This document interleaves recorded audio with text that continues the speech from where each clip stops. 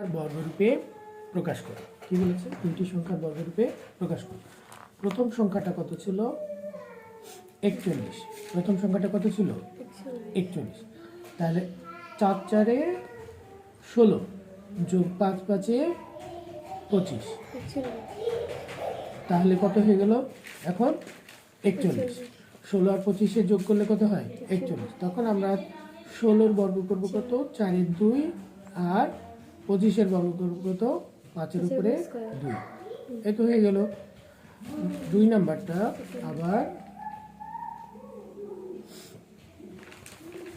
কত করা আছে? 51 না 58? 58।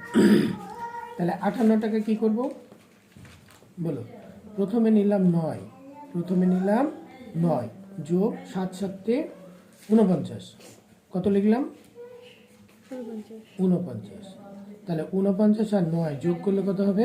58। তখন আমরা এখানে লিখব 3-এর উপরে স্কোয়ার প্লাস 7-এর উপরে স্কোয়ার। এটাই হচ্ছে বর্গ, আর এই দুইটাকে ভেঙে দেওয়া হয়েছে কারণ তোমরা জানো সহজে এটা কি করতে পারো, বুঝতে পারো যে যোগ করলে কত হবে? 58, আর বর্গ করলে কত হবে? 9কে ভাঙলে কত হবে? 3-এর 2, আর 49কে ভাঙলে হবে 7-এর 2।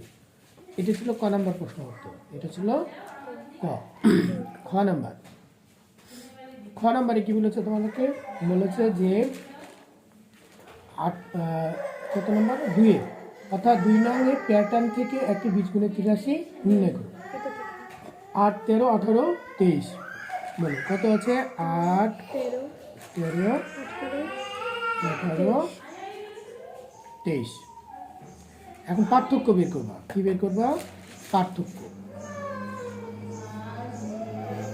তাহলে 13 থেকে 8 বাদ দাও, তাহলে কত হয়? 5। 18 থেকে 13 বাদ দাও, তাহলে কত হয়? 5। 23 থেকে 18 বাদ দিলে 5। দেখবা যে পার্থক্য সবগুলোরই কি সমান, তাহলে আমরা এখানে কি লিখি? প্রথম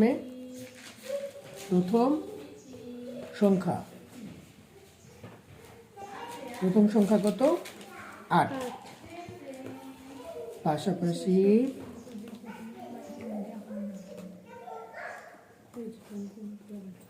দুইটি সংখ্যা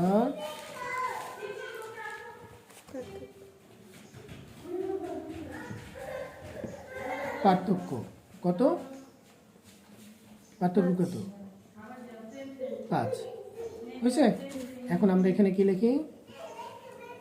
বীজগাণিতিক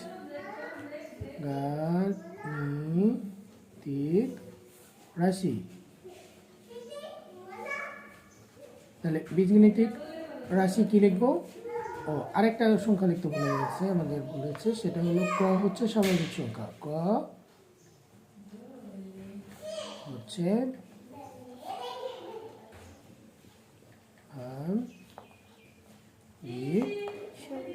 সংখ্যা। তাহলে ক হচ্ছে কি? স্বাভাবিক সংখ্যা। তাহলে 5-এ ক, তাহলে আমরা এখানে লিখবো 5 ক। কিন্তু এখানে প্রথম পদ কত আছে? 8। তাহলে 5 হলো, তাহলে 8 হতে হলে কত লাগবে? 3। তাহলে এখানে যোগ লিখবো কত? 3। এখন বলেছে যে আমরা এখন লিখবো প্রথম সংখ্যা সমান সমান 5 ক গণিত প্রথম বলতে এখানে কত বুঝবে? 1 যোগ হচ্ছে 3। তাহলে 5 একে 5 আর 3-এ 8। কমপক্ষে 2টা লিখবা। কয়টা লিখবা? 2টা। তাহলে দ্বিতীয় সংখ্যা সমান 5 ক গণিত 2 যোগ হচ্ছে 3। তাহলে 5 2 10, 10 আর 3-এ 13। বুঝা গেল? এখন তোমাকে এখানে কি চেয়েছে? 20তম পদের মান নির্ণয় করো, তার মানে 20তম সংখ্যা।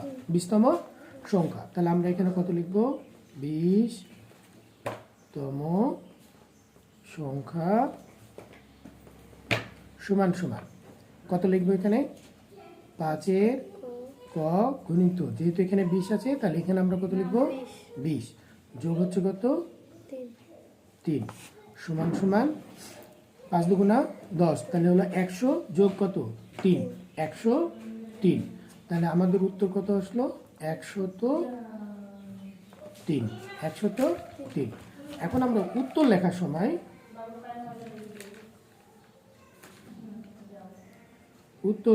লেখার সময় লিখব 20তম পদ, 20তম পদ বা 20তম সংখ্যা সমান সমান 103।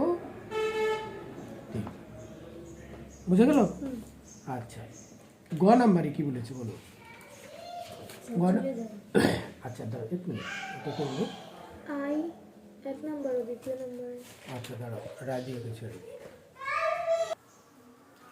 তাহলে আমরা কি করবো এখন? গ নাম্বারেরটা বলেছে কি বলেছে? বলেছে যে হচ্ছে যে 1 নাম্বার সংখ্যা থেকে প্যাটার্নের প্রথম 50টি পদের সমষ্টি নির্ণয় করি। তাহলে আমাদের গ নাম্বার যে প্যাটার্নটা আছে সেটা আমরা আগে লিখব। যে প্রথমে আছে কত? 5, 9, 13 আর হচ্ছে 17। তাহলে 5 থেকে 9 পার্থক্য বের করতে হবে। তারপরে 9 থেকে 13, তারপরে 17 থেকে কত? হ্যাঁ, তাহলে কত হয়? 4। 13 থেকে 9 বাদ দিলে 4, 17 থেকে 13 বাদ দিলে 4। তাহলে সবগুলোই সমান।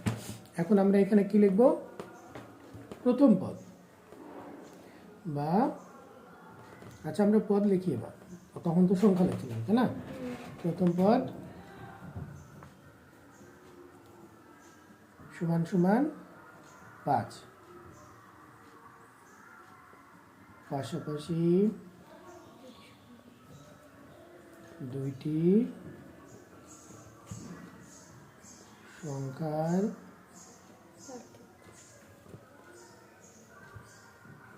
পার্থক্য সমান কত? 4।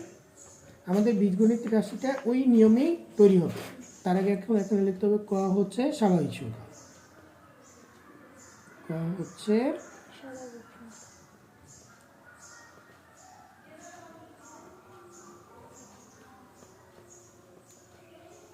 কোনটা? ওইটার 1 নাম্বারটা আবার করে নাও, যেটা বললাম। তাহলে সংখ্যা। এখন আমরা এখানে কি লিখবো? বীজগণিতিক রাশি।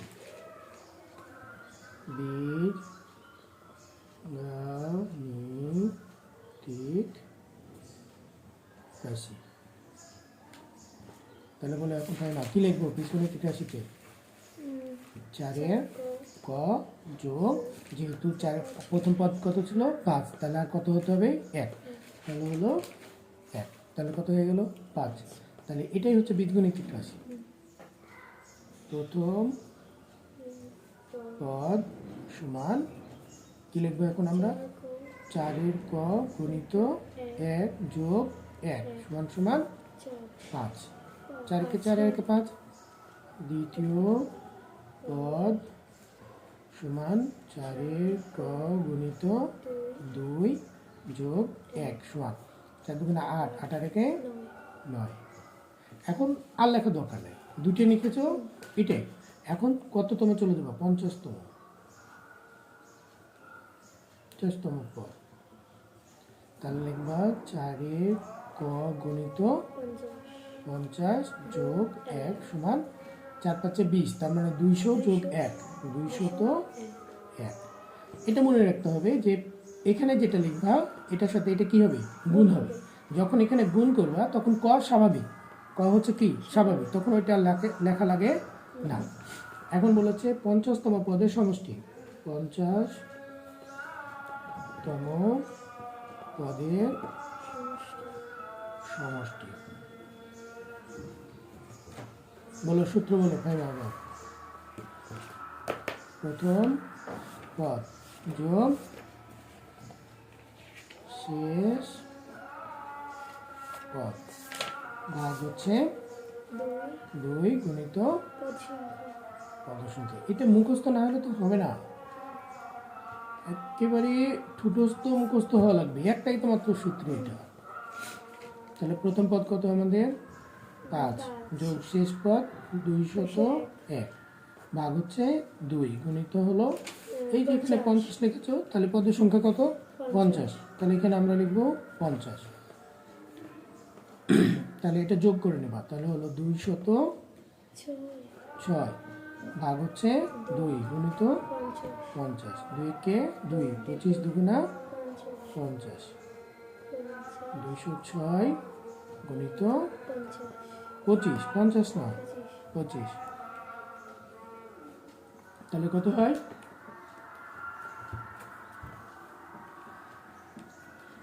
কি ব্যাপার মনে হয় না কেন?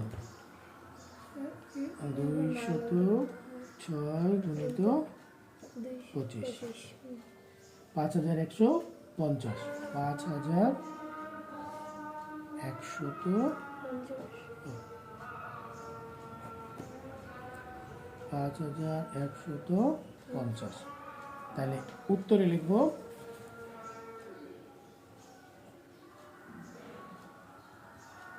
যে 5150টি। তাহলে কতগুলো কাঠির প্রয়োজন হবে? 150টি। ঠিক আছে।